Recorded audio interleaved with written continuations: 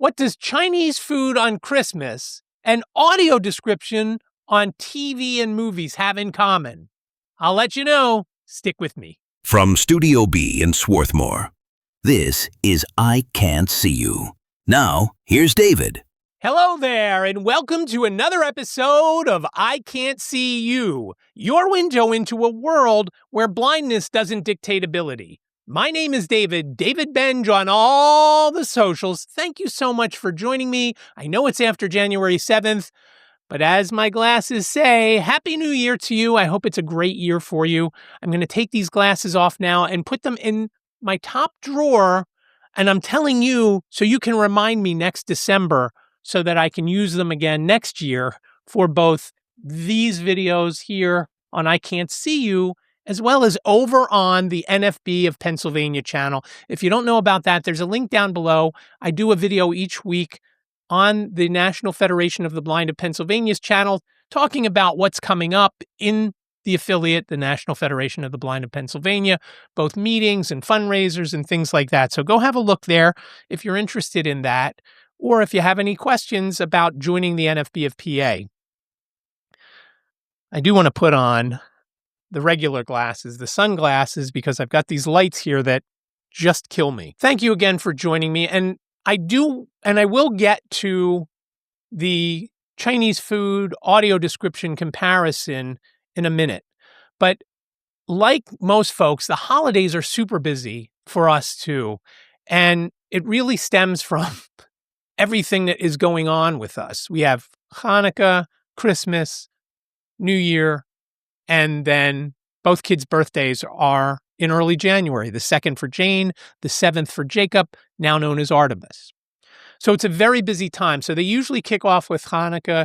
This year, I lit the first 7 nights of the menorah. When I say lit, if you're listening, we have a cloth menorah that we bought probably about 30 years ago. Jacob just turned 32. I kind of think we had it for his first or second by the time he was 1 or 2.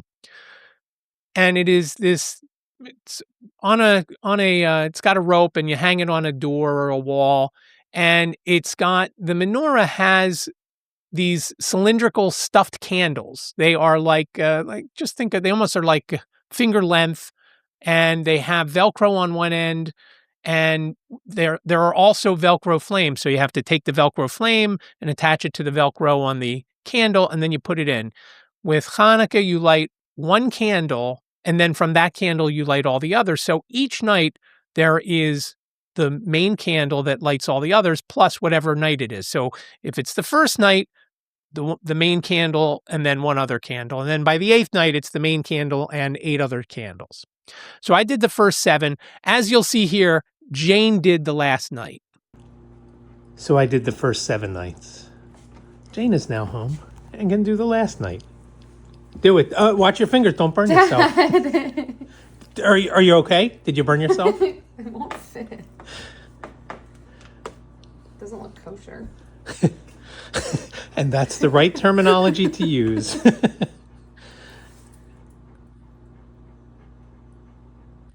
She didn't burn her finger, so she is okay. But it's a very busy time. So it starts with Hanukkah. Jane comes home. She spends the last couple of weeks of the year here with us. Ziggy got a present on the first night of Hanukkah. He also got a present. That is here.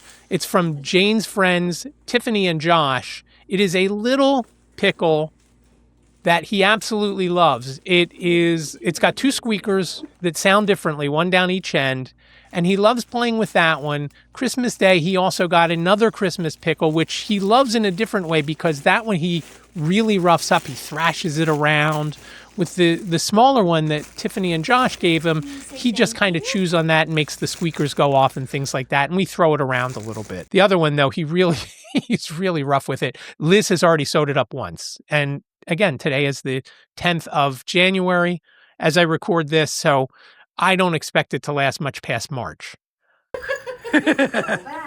See, he is waiting for his Christmas gift, and I guess he sees it with Liz at the top of the stairs.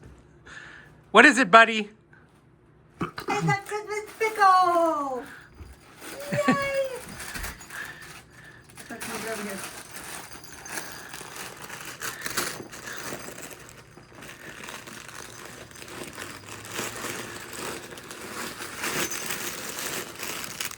The other one hopefully will last because that one hasn't sprung any holes yet. And he's not quite as rough. He just chews on that one. He doesn't thrash it around. So it's a very busy time. And Christmas dinner, back when the kids were little, we used to do 2 meals on Christmas Day. Liz is Catholic. I'm Jewish. We used to do 2 meals on Christmas Day, the traditional Christmas breakfast where we had so much to eat.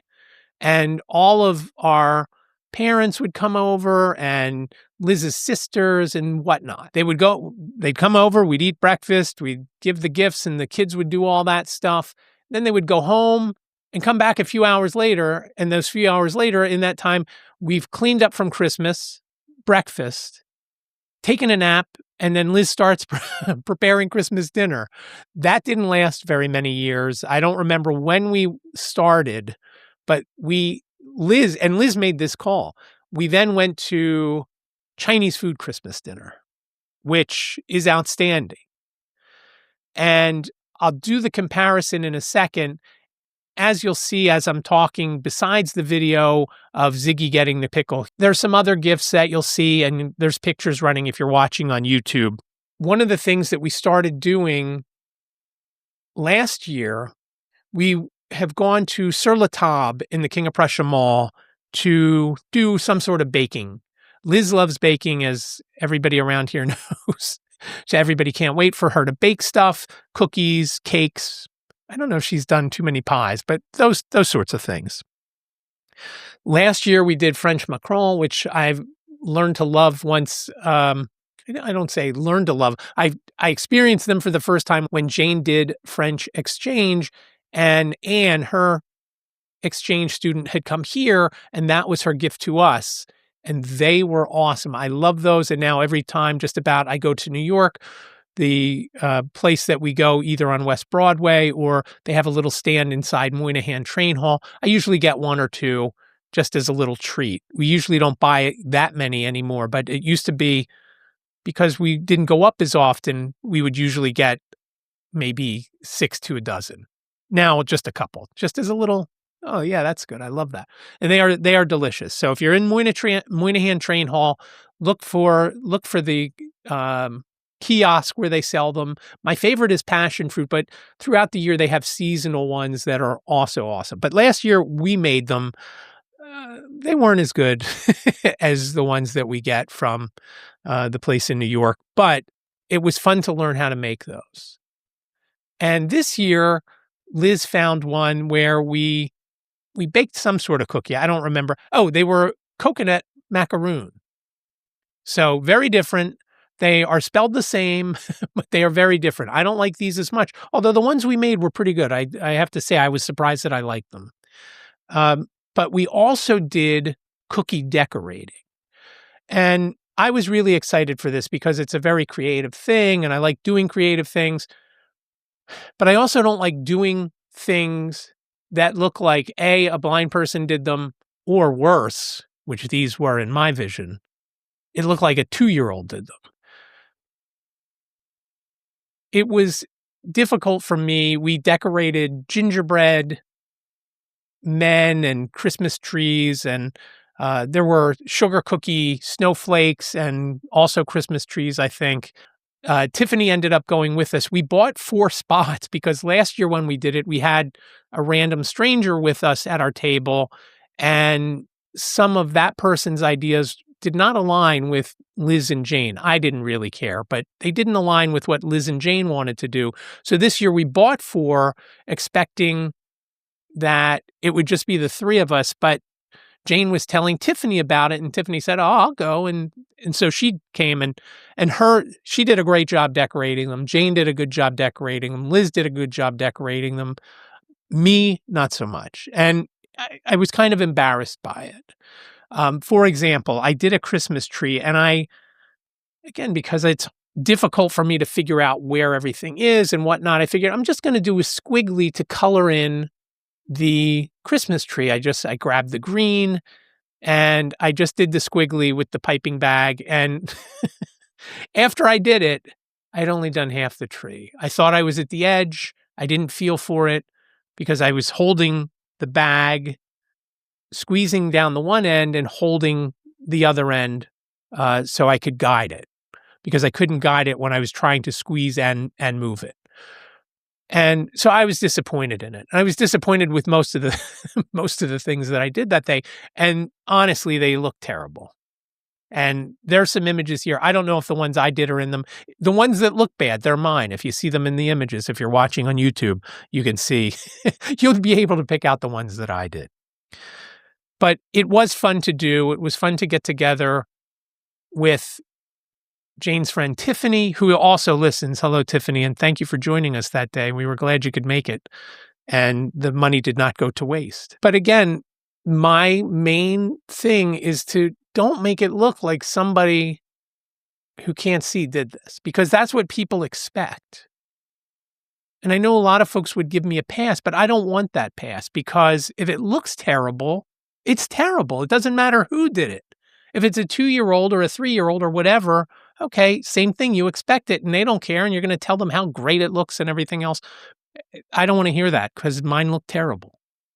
But again, fun though, and we had we had plenty of cookies to eat both on the way home, and we ended up giving some to Jacob, again now known as Artemis, and I just cannot, for whatever reason, I just call him Jacob. It's I've mentioned it before.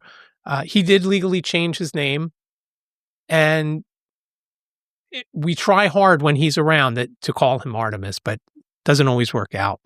But when we are talking about him, because we knew him for the first 27 years of his life, or 28 years of his life as Jacob, the fact that I still remember that's his name, I think I should get some points for that. Sometimes we call Jane Ziggy and vice versa. So that was a lot of fun. That we actually did that on Christmas Eve and had a lot of fun. On Christmas Day, we did the breakfast like we normally do. Now, it was just Liz, Jane, and I for breakfast, and Ziggy, of course. Ziggy did not eat anything, as far as I know. Sometimes he, like dogs, and especially him, so motivated by food, sometimes he will try to nudge his way in or grab something out of one of our hands. Again, 5 years old, he shouldn't be doing that. That's on us, and probably mostly on me. Christmas breakfast, delicious. It was awesome. And Christmas dinner, Jacob was going to come over and we were going to get Chinese food. Here was the problem. And here is why I'm comparing the two.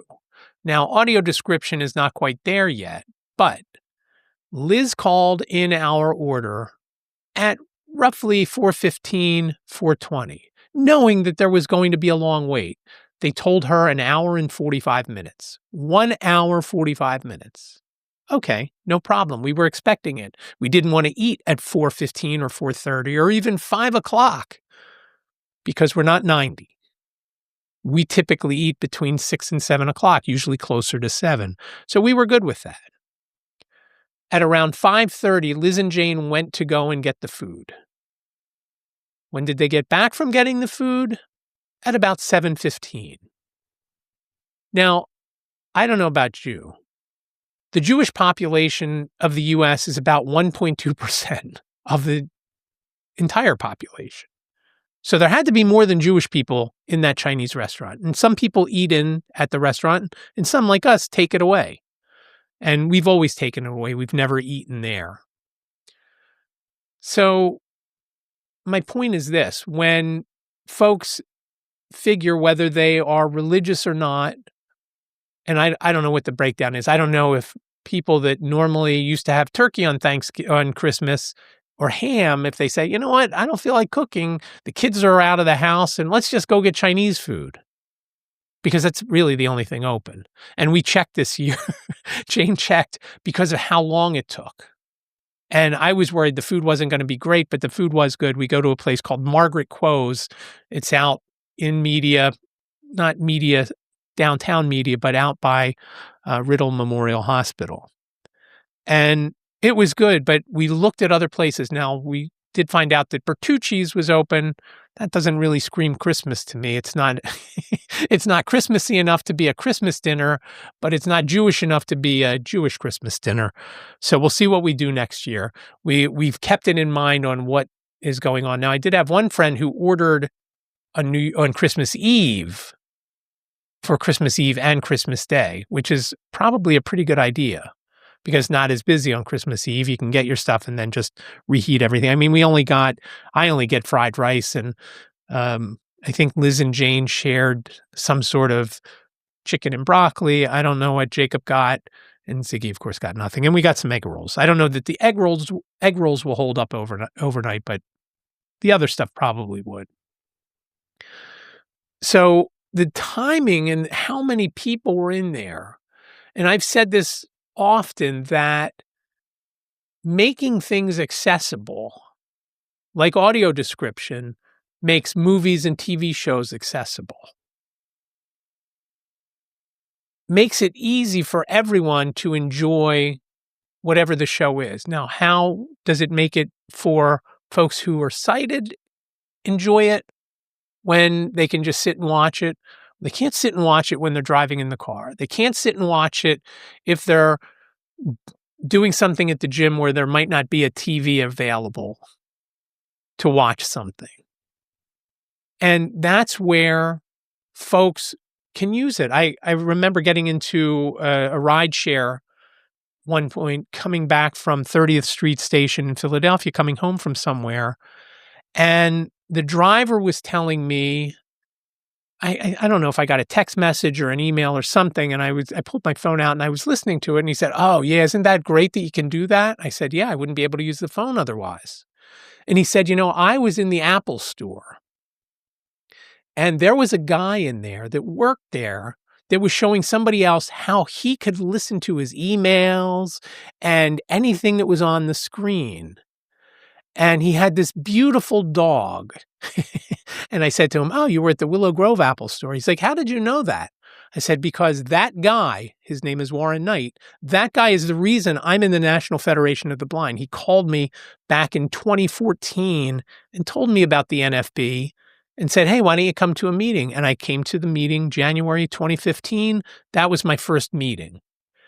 And so he set up his phone so he could do it while he's driving, because he's driving all day long. It's hard for him to answer a text or an email or whatever. So he does that and also has it now for his directions.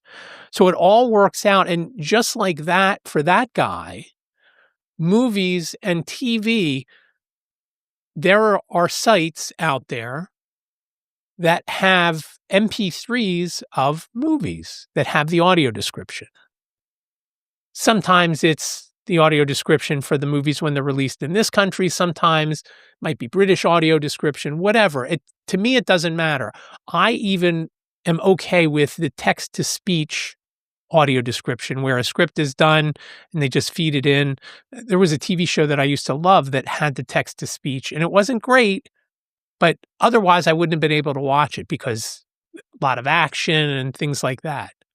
So to me, that is something that as more folks hear an audio described event, whether it's a play or a movie or a TV show, it will become the same as all those people at the Chinese restaurant on Christmas Day for dinner. And again, I don't know of all the people that were in there. I'm sure there's other folks that don't celebrate Christmas who were in there or picking up.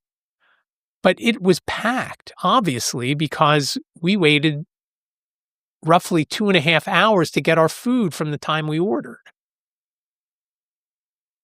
Almost double the amount of time that they said it would be, and then the driving time, and maybe it was a little more than that. But the combination of those two things it just made us think of what we're going to do next year because of how busy it was. Because it's only going to get busier. More people are going to say, "Oh, what'd you do for Christmas dinner?" "Oh, we went to Margaret Quo's." "No, don't go there. You go other nights. Leave it for us so we can go and not have to an incredibly long wait and then eat dinner 3 hours after we ordered." But now I would love audio description and other accessibility things to become more mainstream, because then more folks will do it. Not all TV shows have audio description, which is very frustrating to me. It's also frustrating to me when Liz Jane and I are watching something and we don't have audio description on because they don't like it. And they tell me what's going on, which is fine, but sometimes they're eating something or sometimes they fall asleep, whatever it might be. The more things that have audio description, the more that I can enjoy and other blind folks can enjoy. There's been some commercials lately that have just been music and I think words on the screen. I think there were words on the screen, and they never have any kind of voiceover. It doesn't say Nike or Toyota, whatever it might be. And so I sit there wondering, oh, I wonder what that was for.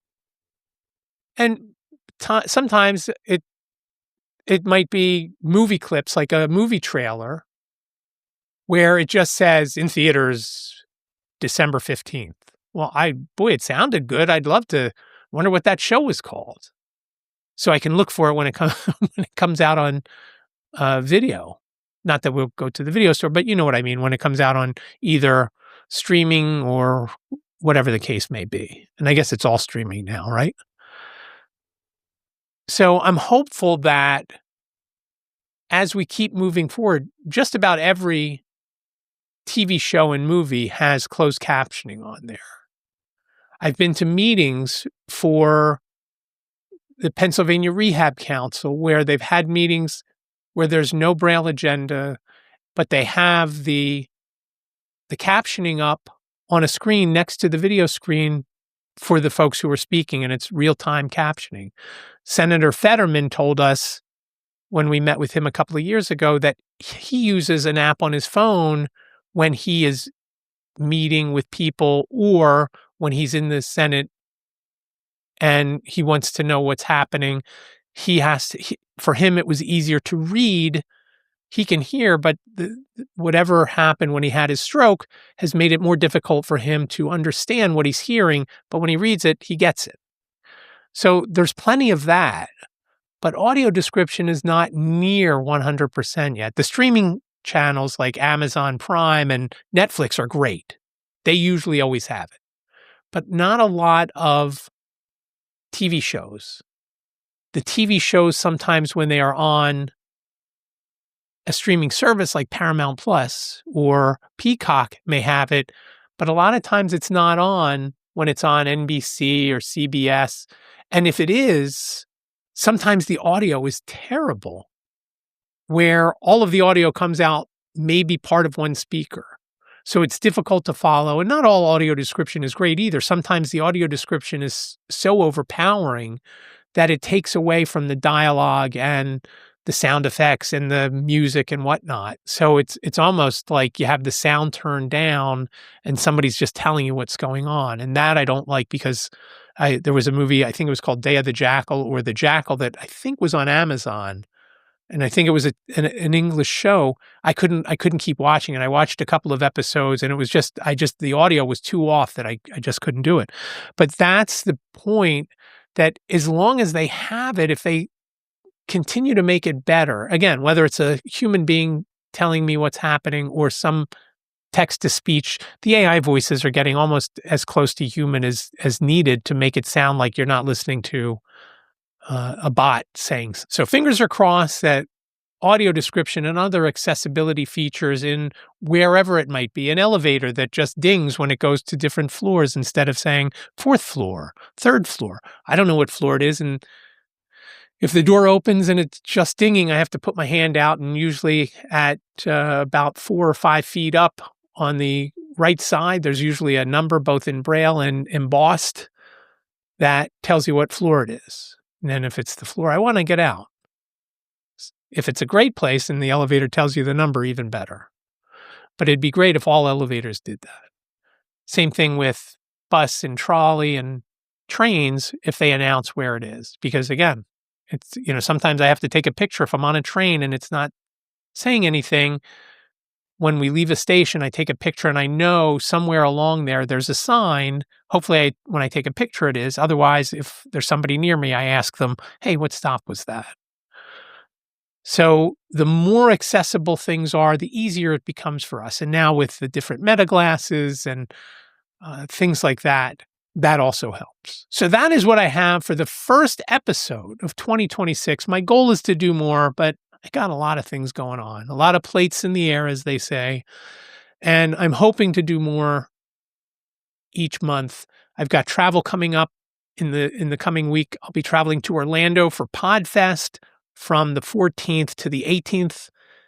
The 19th, I'll be in Philadelphia for a Martin Luther King Day event at Temple University for the National Federation of the Blind of Pennsylvania. The end of the month, I'll be in Washington, D.C. for something called Washington Seminar, where we visit our representatives and senators in Congress and talk about items that we want to advocate for. There's 3 items, and I'm looking forward to that because he's been in a year now. Senator McCormick does something every Wednesday where he meets constituents in one of the big rooms at one of the Senate office buildings. And I got to meet him last year and talk to him for a minute or two. And there's some pictures up. I will put one of the images as I'm speaking about it of me and him talking. And then there's one of all of us that was the contingent that went to Washington last year. So that's still happening. Hoping we get to meet Senator Fetterman again. Last time we got lucky a couple of years ago, he was actually coming back into his office. We didn't have a specific appointment.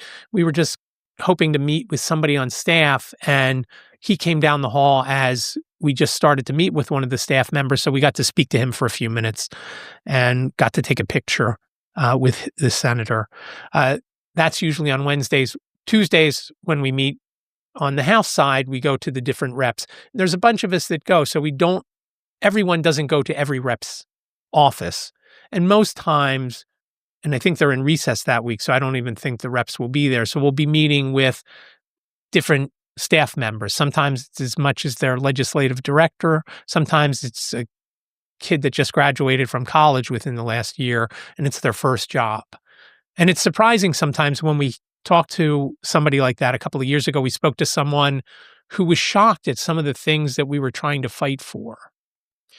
In February, going to Harrisburg, speaking of fighting, on the 9th for a court hearing for a couple of NFB members, husband and wife, who lost their children because the husband is blind.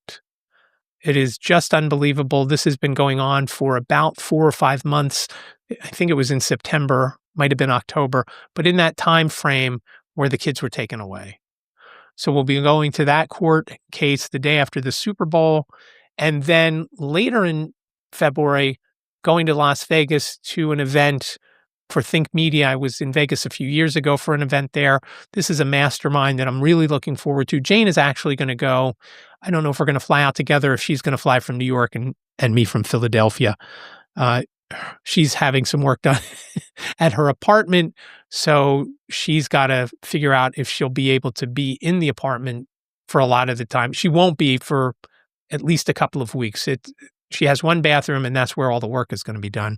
There were some issues, and she weighed the costs and decided, if I'm doing all this other work, I might as well just redo the bathroom while I'm doing it. The difference was maybe $4 or $5 grand from $13,000 up to, and it could probably stretch and probably will stretch to about 20 grand.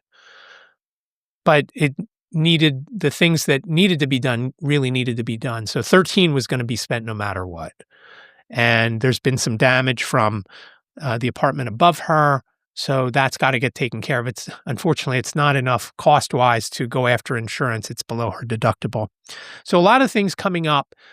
So I'm hoping that once I get back from Orlando, some point the week after PodFest, I will do another episode, and then we'll see how it goes from there. Another one after Washington Seminar. Again, you want to see me every week? Go over to youtube.com/NFB of PA. And you can learn about what's happening within the National Federation of the Blind of Pennsylvania. But for now, that's all I have. Please connect with me via email, iCantCUpodcast@gmail.com, iCantCUpodcast@gmail.com. You can also reach out via phone, 646-926-6350. You've got up to 3 minutes to leave your name and town, plus your question, comment, whatever you've got. I'd love to hear from you. Again, 646-926-6350. on the socials at David Benj, most everywhere except for TikTok, iCantCU podcast. I might have two videos up there. I'd like to do more of that too, but I don't know where all this time is coming. I mentioned before that I am doing the business enterprise program that has started. I will have a video out probably sometime right after I get back from PodFest. That will be a lot shorter and only specifically on the business enterprise program and what I've done so far. I do appreciate you joining me for this episode of iCantCU. It's episode 294. So show notes over on the website, iCantCU.com/294. iCantCU sounds like a whole sentence, but it's only 7 characters long. iCantCU.com/294, numerically speaking. Find the show notes over there. Again, thanks for watching. I hope it's a spectacular 2026 for you and your family. Be well, stay safe, and I will talk to you in the next episode. Take care. Thank you for joining David on this episode of iCantCU. Please subscribe on your favorite platform. Like and comment on this episode on YouTube.